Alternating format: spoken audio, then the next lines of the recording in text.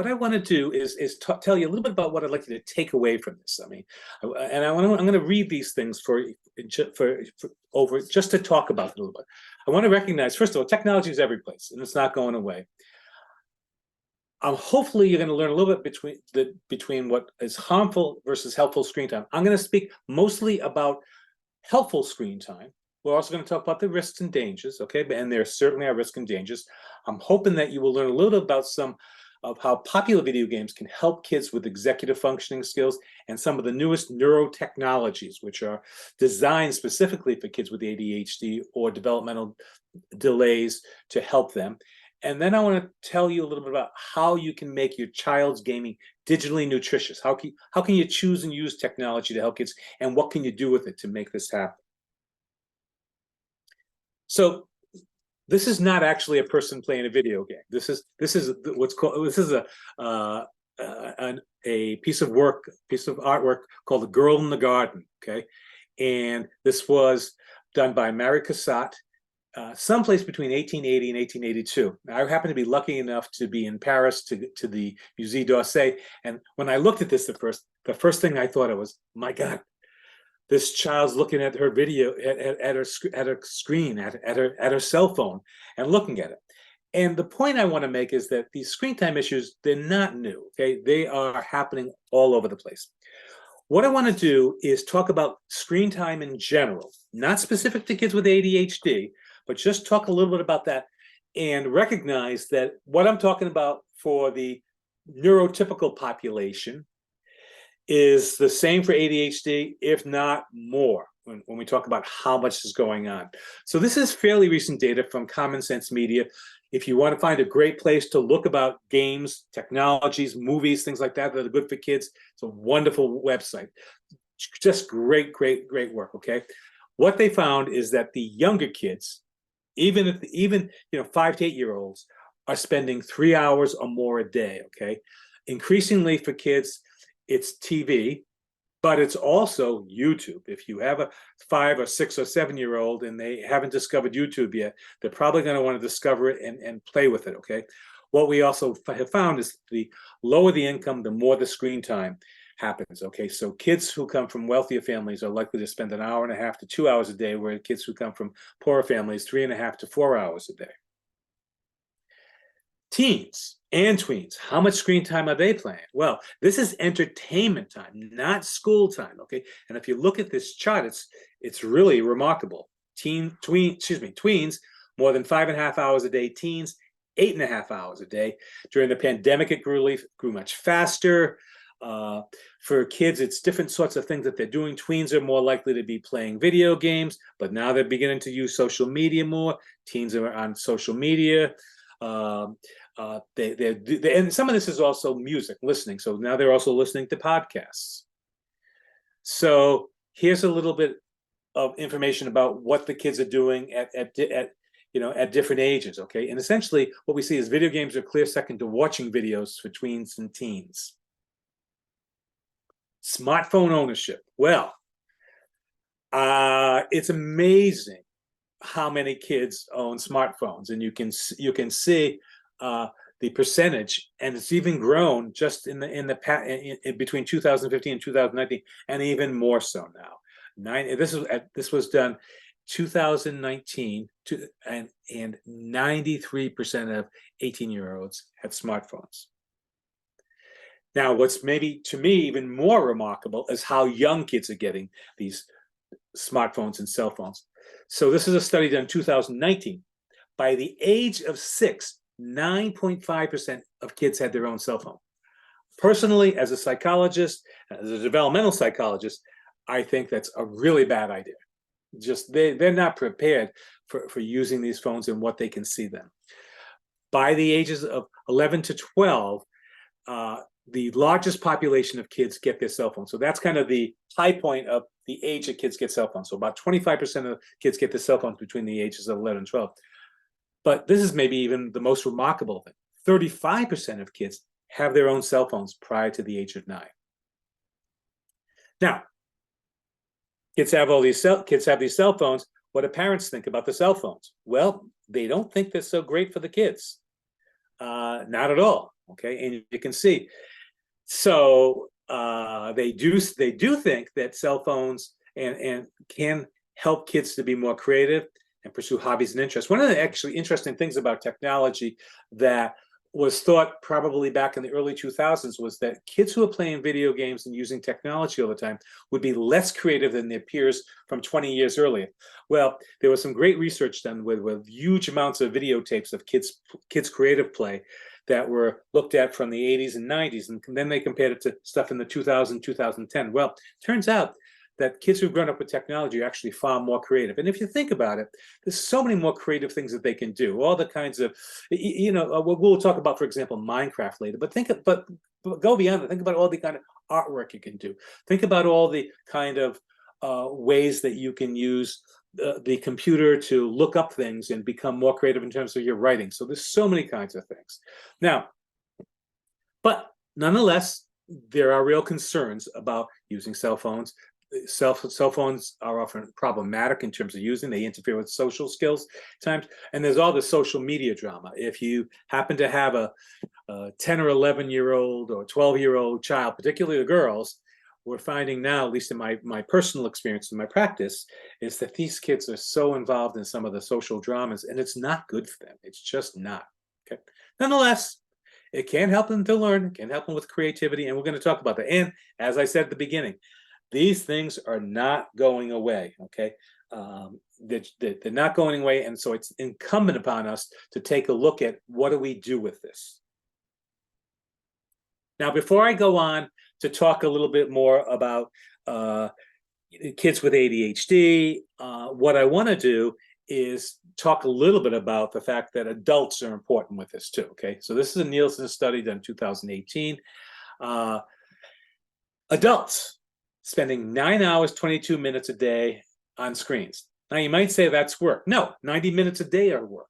7 hours, 43 minutes of personal screen time, okay? At the same time, 78% of these people think that they're good media use role models for their kids.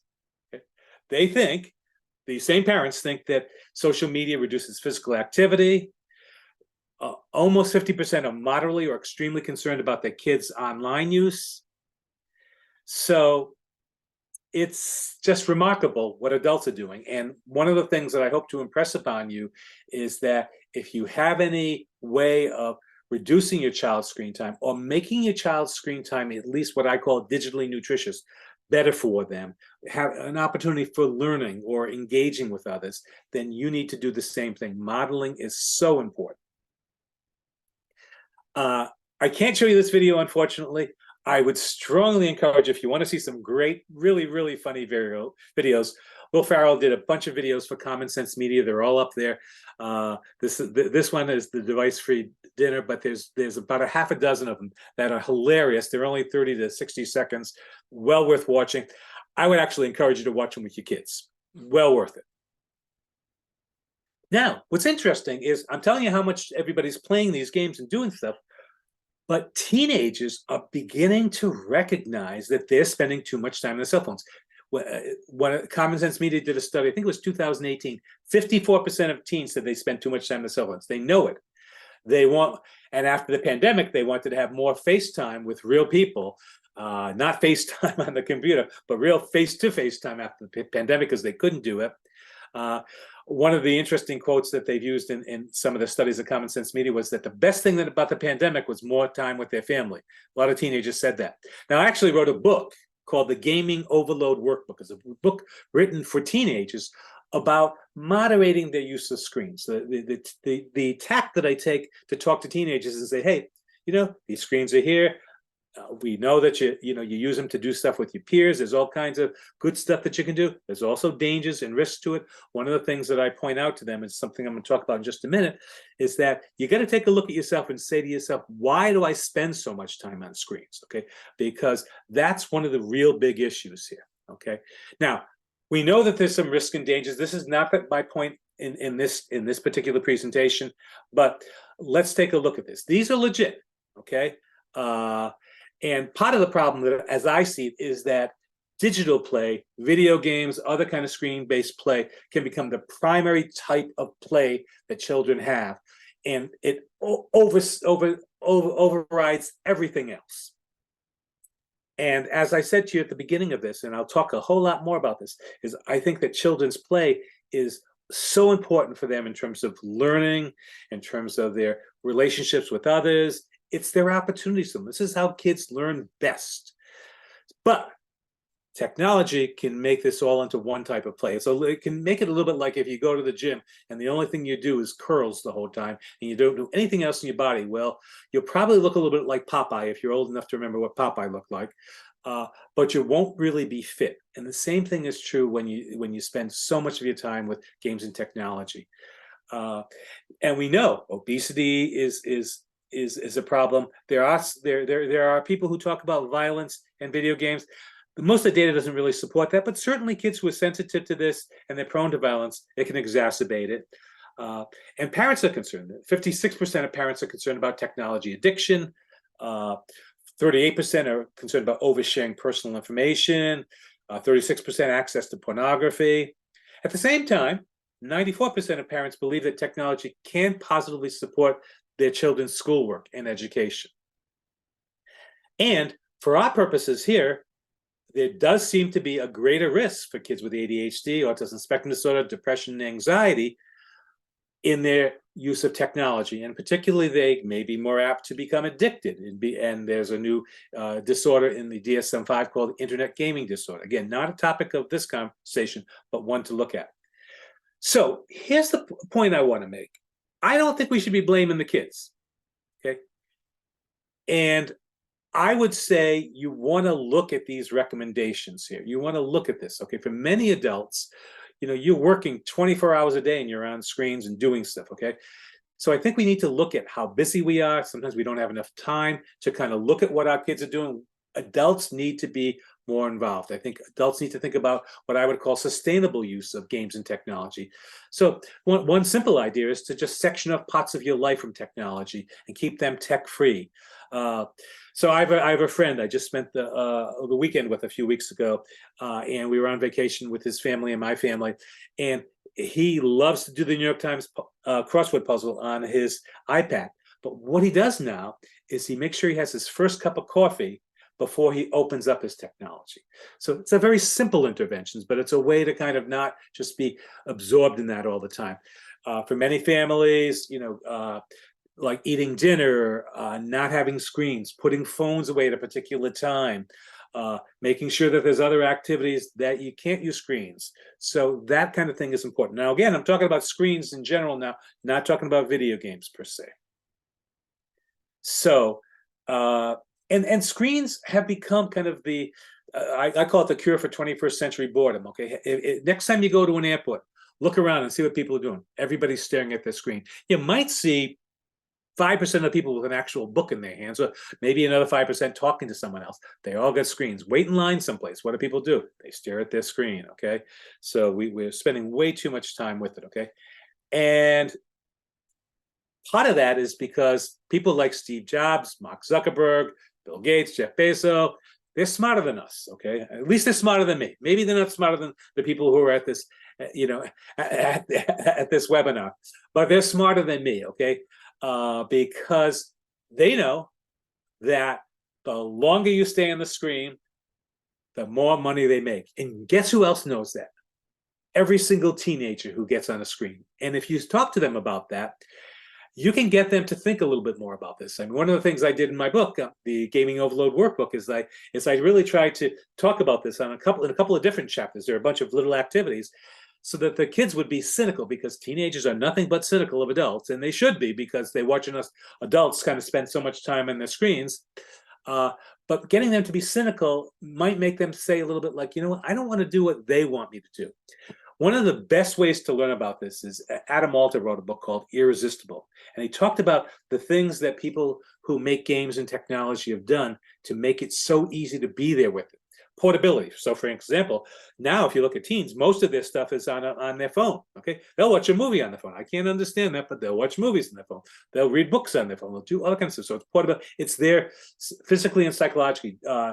Chief Justice John Roberts once had a case that he talked about that he said that had to do with the accessibility of screen time for charging someone. And he said, if Martians came down to Earth, they might think that cell phones are part of the human body.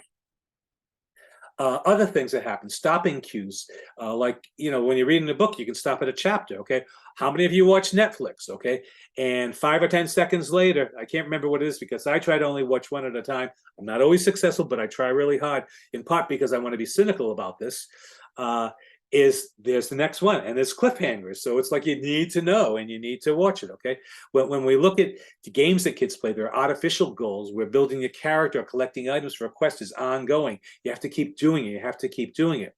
And the other part that happens is you get oftentimes variable feedback, particularly in social media. You put something out there, does anybody respond? It's a little bit like what happens when you go to a casino and you play a slot machine. Well, slot machines don't pay off every 3 times or every 100 times. They pay off variable. So it might be 3 times. You might get a payoff 2 times later. You might get 2 in a row and then nothing for another 100.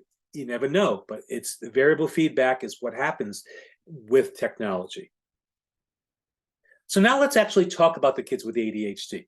How much do they play? So the older studies essentially said kids with ADHD, they're kind of like everybody else. They play about the same amount. There was one study, the Fisher and Barkley study, 2006 here that I cited, it's quite a while ago, almost 20 years ago, that found that there were small groups of kids and teens with ADHD who played a lot more, who really got overly involved or maybe even addicted with it, okay? However, I've been hearing from parents for years how much time the kids play with ADHD. I believe that. We've done some research in our office as well. The research didn't actually support that, but the parents also wanted to be socially desirable and kind of presented themselves in the best way. But so we've seen that. So what we find though is the current research suggests that kids with ADHD play longer and they struggle more to leave their technology. Well, that's exactly what parents have been saying to me for years. And so what we see is there's some negative effects of video games. More than an hour a day is associated with some signs of inattention. And video games can be associated with addiction, and total amount of time screen time is positively associated with attention problems. So we see some of those negative effects. Do the video games cause ADHD? Well, I would say to you, no. However, video games, and we're going to talk a little bit about this, because video games are so engaging for kids with ADHD that other things become less interesting. I would not want to be a teacher in today's world. And if some of you are teachers, you know what I'm talking about. Getting the kids' attention and focus for a class on things that might even be interesting is so much more difficult than what happens for them on screens, okay? And for kids with ADHD, it's even more problematic. There are some associations with kids who play more video games being diagnosed with ADHD, but then again, these are more correlational, so we're not necessarily seeing the causes. We also know that people with ADHD, kids or adults, tend to be more compulsive and they have more addictive behaviors across other issues too, gambling, drinking, food, things like that. So it's not just video games, but video games can be addictive. So there's a lot of cautionary sorts of things that you might want to consider if you have a child with ADHD. And if you have a child with ADHD, I would say there's a 95% chance that they're interested in video games and technology for sure. So you need to be more prepared than other parents to face these issues. As I was saying before, symptoms of ADHD can make gameplay more engaging. So the parents need to be consistent. I don't really like the idea of using video gameplay as a reward because I think that some video gameplay is actually good for kids, and we don't want to. It's kind of like punishing your kid, saying they love yogurt. Okay, that's maybe got a little bit of sweetener in it, but we're going to say you can't have that till after you eat your Brussels sprouts. Well, both of them are probably pretty good for you. Maybe the Brussels sprouts are a little bit better, but they can both be good as long as you're not overdoing either one of them. And another thing that you can do to think about this is kids with ADHD, we know, benefit from vigorous physical exercise. So finding ways to connect gameplay to physical play is important. So there's some research that suggests that playing games like Madden gets kids to go outside and play football, or FIFA, the FIFA games that are soccer games, same thing.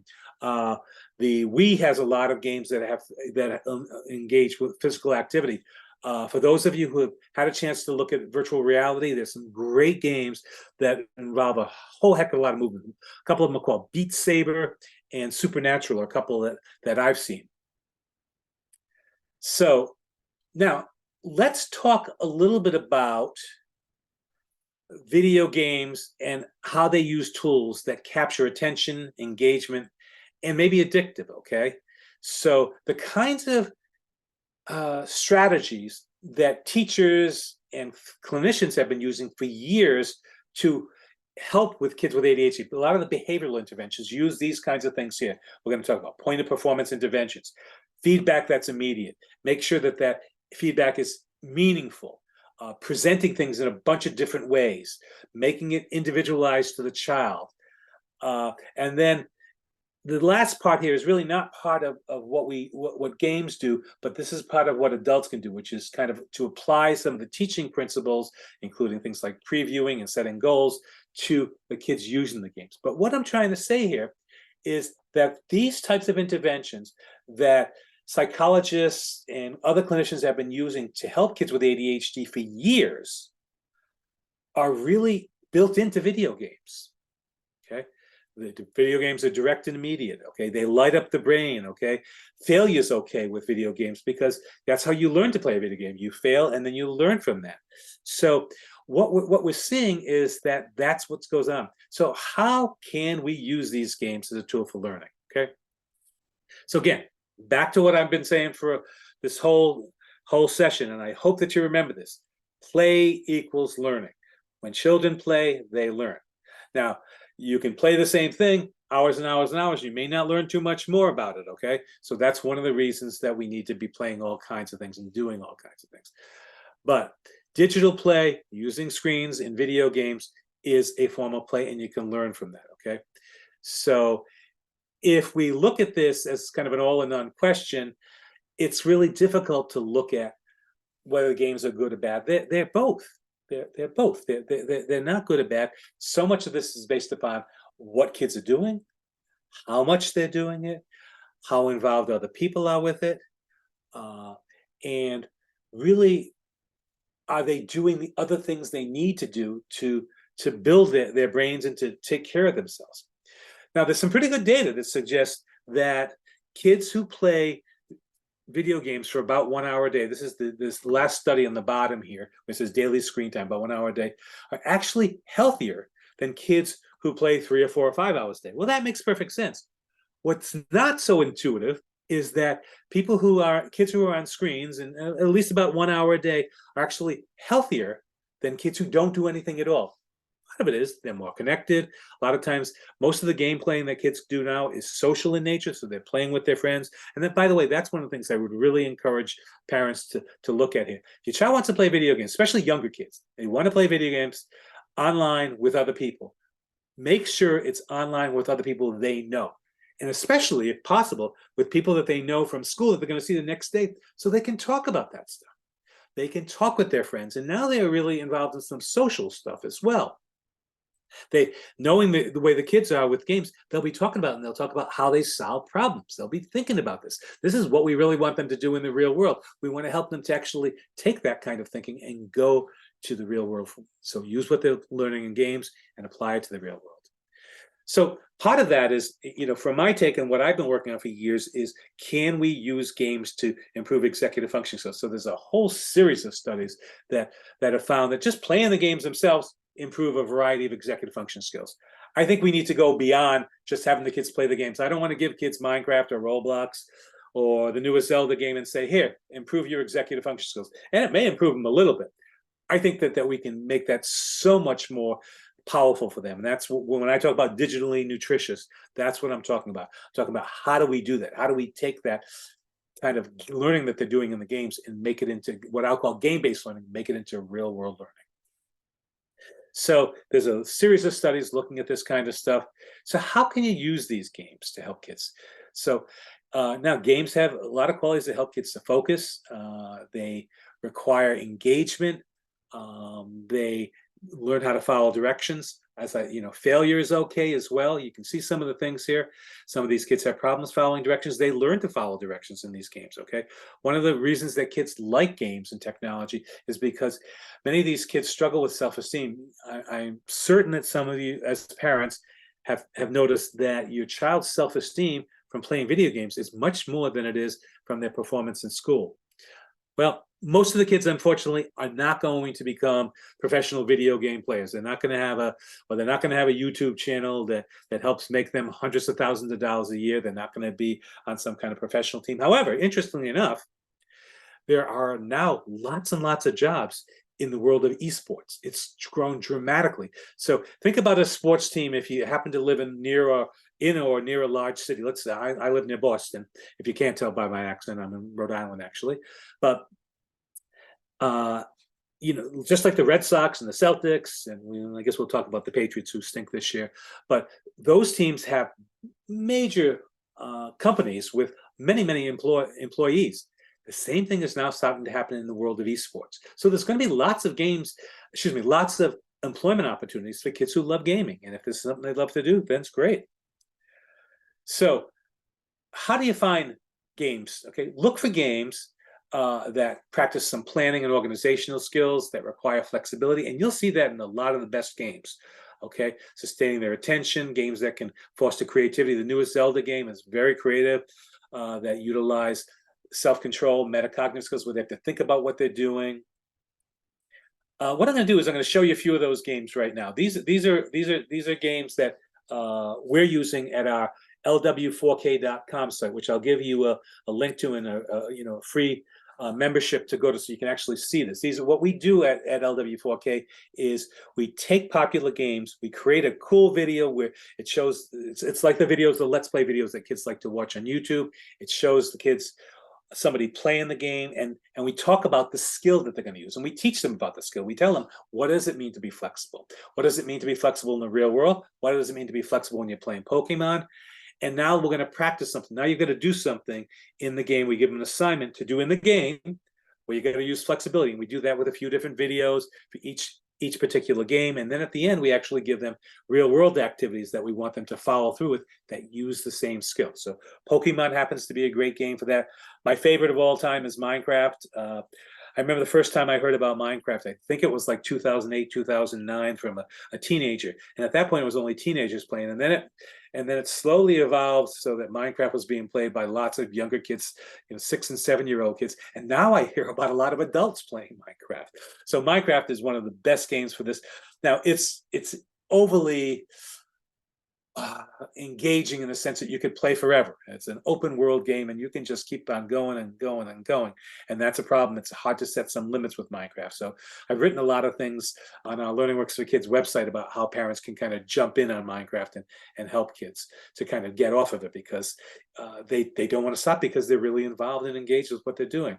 Roblox is another great game for younger kids. There's all kinds of things, and we're using these games for lots of different skills. So for example, in Roblox, we've got videos to help with self-awareness skills. We've got other ones that work on planning, others that work on flexibility. So we see all those kinds of things that Roblox can be used for. Animal Crossing is a game on the Nintendo Switch. Again, great for this kind of stuff. So I want to switch gears now, and I'm going to come back in a little bit to popular video games. And I've got only a little bit of time, so I'm going to talk a little bit about some of what is now being called neurotechnology. So there's different names for this: digital therapeutics, digital medicine. And so essentially it's just the application of technology to treat mental health issues in learning. So what's happening now is there are many companies, I mean dozens and dozens of companies out there that are starting to use technology and oftentimes video games as tools for helping kids with ADHD, with anxiety. And the thing that makes this really interesting is it's really based upon some very rigorous standards. Many of these companies have been looking for government authorization from the FDA. They're really thinking about this almost as using games and technology as medical devices. So there's, the thing that makes these so interesting is that they can be very personalized to an individual. That's how they're typically made.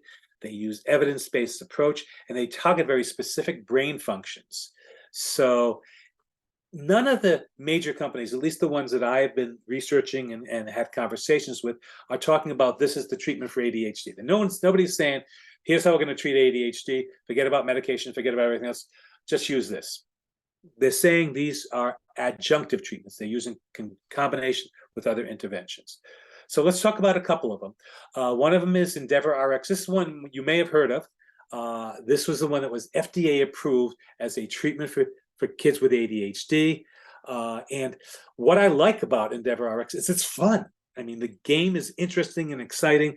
When they started working on this, the first thing they did is they hired a whole bunch of game developers, and they made it so they said, okay, we're competing with other games that kids like to play. If we're going to get them to do this, we've got to make sure that it's fun and engaging. Now, what happens with EndeavorRx, it engages these different cognitive networks that support attention control. So it helps with selective attention and sustained attention. They're actually coming out with an over-the-counter tool, so you can actually get that now, and adults are going to be able to use this as well. They've done some recent research that suggests that it actually is extremely helpful for adults with ADHD. So you can look that up. I'm going to jump through all these. There's a lot of information. If you want to see more about this stuff, I will make sure that these slides are available to you so you can learn more about EndeavorRx, how it works, and as well as you can watch a video and kind of see what the age range would be and things like that.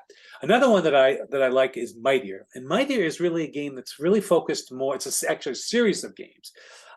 At the point that I put this slide together, there was 25, and now I think there's about 30 games. They use a heart sensor on a child's arm and to regulate their gameplay. And what it teaches the kids to do is it teaches the kids to control their heart rate. And so it targets emotional regulation and handling frustration and stress. I've had kids who have used this in my office, and the parents say they've really made improvements. Now, again, these are adjunctive treatments, but again, this one was built by gamers. People who kind of created these games didn't find some junky games. They made their own games that are really kind of fun and engaging. They have a whole bunch of them, and the variety of games actually helps Mightier as well. It allows the kids to kind of try a game and play another game and another game, so they kind of stay with it, because most of these tools and technologies don't help by using it once. Think about them as exercise. These are games that, in this case, it's exercise and kind of emotional regulation. EndeavorRx is really exercising certain types of brain functioning. So the repeated exercise of that, of intensity and duration, really is what makes the changes. So here's some more things about how Mightier works and a video. June is another one. June is really a combination of things. June has again, developed by game makers. They have a game, but set to the side is a parent's toolbox where they set up a routine and expectation to follow, and the kids earn credits by doing the things that help them in the game. So the game turns a daily task into a fun adventure. The folks who have developed this are saying that they're really trying to target some of the executive functioning and kind of home-based kind of routines and activities that kids need to have. And this is the stuff that I'm working on, learningworksforkids.com, but the website is lw4k.com. And what you can find there is you can find lots of games, and we're using popular games in this case. And one of the differences with what we're doing versus some of these other tools is that we really require, for this to be most helpful, that parents get involved and talk with the kids and do things. They can play the games, they can watch the videos and play the games and do this kind of stuff and do the exercises. But if we really want to make this digitally nutritious, we really want to help to make the generalization from game-based learning to the real world, we really got to get the kids to be thinking about that. We talk about a very simple set of tools that we use. We call it Detect, Reflect, Connect. We think that kids can take, and we can use these tools, by the way, with regular games too, with playing Monopoly or even playing soccer. The detect part is to kind of recognize the skill you're using. So we help kids to think about what skills are you using in the game. We define them for the kids and help them to see what those skills are. We get them to think about how those skills help them in the game and how they use them in the real world. And then we try to connect, and we try to give them opportunities and places and teach them where it's used in the real world and encourage them to do that so that they can generalize that. So we're looking at how do we generalize or transfer game-based skills to the real world. So, and this is our detect, reflect, connect slide that we oftentimes use. Let's talk briefly about what do you do when the kids don't listen? Okay, well, and if you have a child with ADHD, there's a good chance that it's not so easy, okay? So this is kind of a way of looking at screen time management that's an increasing concern, so it's incremental. So, you know, at the top of it, it's kind of like, recognize that screens are here. Model appropriate behavior. Start as young as you can. Talk about this with your kids, kind of doing that. Kind of help the kids recognize why they're so drawn to the games in terms of, you know, how the tech is designed to keep them glued. Then I talk about something that I call the play diet. I'll show you that in a minute. Then you need to go, if those things are not working, then you need to do things like schedules, curate content, set limits. You need to control the technologies, have the router in your bedroom. Screen time controls may be important. Okay, there's a lot of screen like Apple has screen time stuff. Google has screen time stuff. Sometimes you need to be in family therapy. Some kids end up being treated for addiction. My basic way of going about looking at screen time stuff, and probably of all the work I've done, the stuff I'm proudest of is something that I call a play diet. Again, it goes back to my interest in children's play. Children learn from their play. How do we give them a healthy play diet? Because if your child has a healthy play diet, you are not going to be concerned if your child's playing 2 or even 3 hours of a video game on a weekend. You're just not going to be concerned because they're out there being active. They're maybe on a couple of teams and they're physically active. They're creating stuff. They're playing an instrument. Okay, they're doing something along those lines. They're involved with their friends. Their friends are visiting. They're doing stuff and not just playing video games with their friends. Okay, they're involved in more free play, kind of unstructured play, where they just kind of go out and kind of hang out. Okay, and they're involved with digital play. So how do you do that? That's one of the key things. And I also think that this is important for adults, not just for kids. And it's finding a balance. I mean, you know, when adults model this stuff, if you've got some hobbies, if you go out and you work in a garden, or you play tennis, or you go for bike rides, or you have a book group with your friends, or, you know, if you do, you know, have houseplants in your house, whatever, you know, kids will learn that because you have other interests. How do you get them to do this? Well, it's not always so easy, okay? The biggest thing I would say is that you model it. You also expect it. In our family, we do other things besides getting on screens. Now, this is a lot harder to do than it is to say, okay? Especially if you're really busy and you're tired, okay? But we do other things, and you know, it's like I expect you to be on a sports team. I expect you to you know, play with Legos, or to do other, you know, to talk to your friends. Okay, so that's one way we do it. For kids with ADHD, I oftentimes tell parents, get them engaged in dangerous play, okay? Now, everybody rolls their eyes when I say that, but think about it.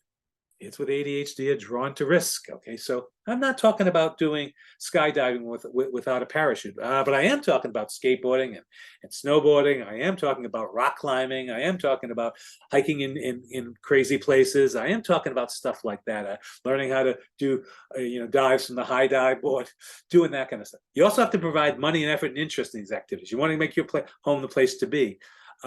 If you want, you can make game time connected to other interests. If you want to kind of get technology to kind of be involved, go for hikes, let your kids take their cameras and take pictures, and then go back and learn about the trees that they looked at. But also talk about this stuff. Talk about that you can get addicted to technology. So when a play doesn't work, what do? Well, kind of what we talked about before. I gave you that kind of list of things, but I would say that you really have to think about what can you reinforce. So for example, some parents will tell me that they come home an hour after their kids and they tell their kids they can't watch TV until they come home. I said, good luck, you know, because the kids put the TV on, they hear parents come in, they shut the TV off. The TV's not hot anymore. They can't even tell. Also, don't punish yourself by taking away video games or other technology. Go on a long trip if you got a couple of kids and they're sitting in the back seat and they're fighting and arguing, and you can relax more by letting them play video games. It's fine. Be a little bit flexible, okay? They get games and technology at Christmas. Let them play. So, but at the same time, you need to have some clear limits on this as well. So lots of things that you can do with this. So, and if you have a child who is obsessed with screens, then you need to apply this even in greater effort, okay? And you may need to set more rigid and clear limits, okay? So that's important. One of the things that I really suggest to parents is that homework comes first, exercise comes first. After that, you've done those two things, I'm sort of okay with you kind of getting on the technology. Again, so it's a matter of balance, and a healthy play diet has a balance. It balances all those things. You do that. A couple of other quick things: stopping gameplay at least an hour before bedtime. There's some compelling data that says that being on screens does not help with sleep at all. In fact, it really creates problems. One of the bigger problems with kids is when they have their phones in their room at night and they're on this and they're playing video games till 1 or 2 o'clock in the morning. This is more teenagers than anything else. Not a good idea, and you need to be able to stop that. And you can, but you have to really work at it. Although, I mean, so you can shut the kids' phones off. Although teenagers are good, smart enough to go get their own burner phones and do this on their own. So you really have to be on top of that stuff. All right, so that's pretty much what I got to tell you. I'm going to show you a couple of the books I've written. If you're interested in this one is really more about choosing video games and apps to improve executive functions in children, called Playing Smarter in a Digital World. This is my most recent book, The Gaming Overload Workbook. This is really written for teenagers, but bought by parents and clinicians more so, because teenagers aren't really looking for that. But it's a great discussion book, and it's a good workbook. There are activities that you can do with your teens and tweens to kind of look at their use of games and technology. This is my book on executive functions. This, again, is written for teenagers. So it teaches kids about how they can actually improve their own executive functions. It's a pretty simple read for the kids. If you want to go on to our lw4k.com site, and you can get a free 3-month membership. So you might want to write this stuff down. You won't be able to use this link, but you can just write this link down. If you just go to lw4k membership, it should take you there, although you might need this to get there. If you can get yourself to the checkout page, you can use this coupon code, Chad Midwest, and that'll get you for 3 months. And the kids can play use all the videos. There's a whole bunch of stuff that's totally free anyway. I mean, half of the stuff is totally free. The other thing that's on there is some great resources for parents. So if you go on there, I would really encourage you to go to the resources section. Lots of PDFs that you can print out that will give you a lot of ideas about improving executive functioning skills with kids. Okay, and these are some of the ways that you can reach me.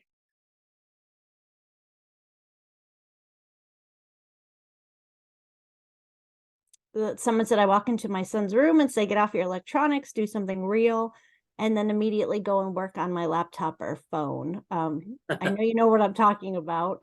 Yeah. I think that applies to the modeling that you were referring to. Mm-hmm. Absolutely. I mean, not in preparation for this today and some other work I was doing, I'm going to guess that I had I would say 6 or 7 hours of screen time today. Not really recreational per se, a little bit of recreation, maybe an hour of recreational. But I also made sure that I went outside, went for a bike ride, I worked in my gardens, I did a bunch of other things. So if I had young kids, and I don't anymore, but if I had young kids, they would have at least seen that. But yes, so much of our world now is based upon technology. So it's hard for parents to not be involved with their technologies. But at the same time, I think if they model those other kinds of things, kids see that there are other things that are fun, that are engaging, that are good for their brains, good for their body. This is the key thing: having a healthy play diet, having a healthy balance to what you do. I think it's referring to like getting out of the house, getting them active, doing things outdoors. So I guess just other options for. Okay. So getting them outside, things like that. Well, again, I'll go back to my first piece of this, which is modeling. You got to get outside too. Okay. It is harder to get kids to be outside now than it used to be. I oftentimes I say this all the time. It's just not okay. But this is how the world is. you tell your kids to go outside and play with the neighbors. Maybe if you live in a neighborhood and there's other kids that they can play with. Okay, well, guess what? Other kids aren't outside. Why are they not outside? Well, they might be inside playing video games, but there's also this sort of restrictiveness and protectiveness that so many parents have these days around the dangers of being outside. I mean, the dangers of being outside, the data suggests that it's really not as dangerous as it was years ago when we didn't know what happened with people. I mean, there were always kind of scary people out there, but the risk of kids going out and playing in the neighborhood is just very minimal. But when kids go out to play with other kids, there's no one to play with, and it really stinks. So oftentimes what you really need to do, unfortunately, is you need to get your kids involved in some organized events, because they're not happening in the neighborhood anymore. It's not like, and this is going to be like the old grandfather talking here. When I was a kid, but when I was a kid, we went outside and we played baseball in the streets until the street lights came on, and everybody had to go home when the street lights came on. Our parents didn't know where we were, but they knew we were outside, playing baseball with our friends. Well, parents feel like they're bad parents if they don't know exactly where their kids are. They don't let their kids ride a bike a block away, and I'm talking about when they're 12 years old. They don't let their kids do that. So kids aren't outdoors, and so you have to sort of become more proactive and make things happen with those kinds of activities. And by the way, that not only takes time, it takes money too, and that's much more difficult if you're in a family that's struggling. That it's not easy. Our next question is, what's your opinion on using video games for decompression right after school? I want a kid to come home from school, and I understand kids need to decompress. I want them to be outside. I want them to be exercising. I want them to be moving before doing the homework, because what we know is that vigorous physical movement helps kids to concentrate, pay attention, and to focus. Helps adults too.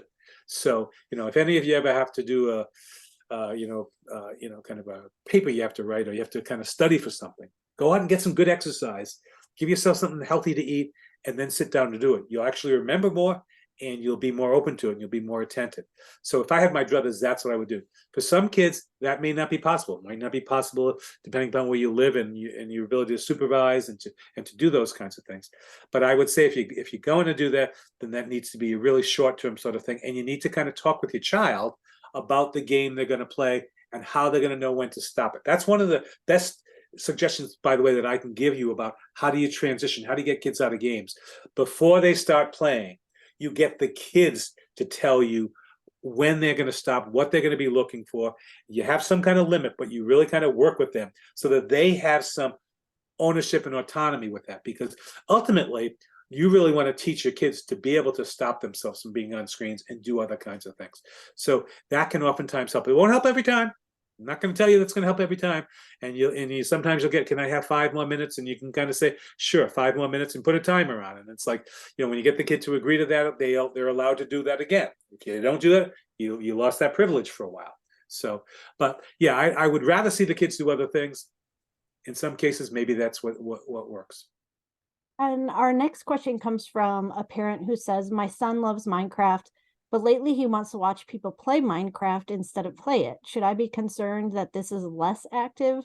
Is he still getting something healthy out of it? Okay, well, that's also a very insightful question, because one of the things that makes video games different from some of these other technologies is that they are active. Their kids, their brains are working. They're doing something. It's not passive like watching YouTube videos or TV. It's very different in that respect, and that provides far more opportunities for learning. Should you be concerned? No, it's a real common sort of thing to do. If they don't want to play it all, that's another story, but hopefully they're doing some of that as well. I'd like to say that, if adults, especially adults like me, look in the mirror, they would say, hey, you know what? I spent 5 hours last weekend on Sunday watching games, watching people play football. That's what I was doing. Watching football games, watching people play. That's what these kids are doing when they're watching Minecraft Let's Play videos and things like that. I mean, if that's the only thing they want to do, I would really encourage them to play. If they're doing that, sometimes I'm not worried. What are your thoughts for an 18-year-old diagnosed with ADHD and autism whose special interest is Pokemon? How do you manage that as a special interest versus problematic usage? Yeah, so Pokemon's really good for special interests. Okay, there's a lot of characters. There's a lot of, and it wouldn't surprise me if a teenager with ASD had some real focus on certain types of things on Pokemon. And in fact, some of the research that was done, and I'm blocking on the name. How could I block on the name? 2013. I'm blocking on the author's name, but she wrote about that because Pokemon characters are so compelling that could be particularly problematic for kids on the spectrum. I'll probably remember her name as soon as I'm done. I would say again, here's a case where playing different games and being involved with different sorts of things kind of makes a child or a teenager a little bit smarter, a little bit more capable, and a little bit more flexible. And one of the things we know about kids on the spectrum is flexibility is oftentimes very difficult. So trying to encourage them to look at different parts of this would be helpful. Maybe even looking at other kinds of things that go on with Pokemon, maybe even Pokemon cards or other kinds of things to look at that. But it's a tricky thing. I think that again, finding other activities outside of gaming becomes really useful here. Okay, and we have time for one more question. Can you expand on the idea of not using video games as a reward and why? Okay, so what I'm really saying is that if we talk to kids and say to them, you can benefit from video games, you can learn from video games, that video games are not, it's almost as if we're saying, I don't want video games to be dessert. Okay, it's not like they're bad for you. Okay, they're certain, and again, all video games are not alike.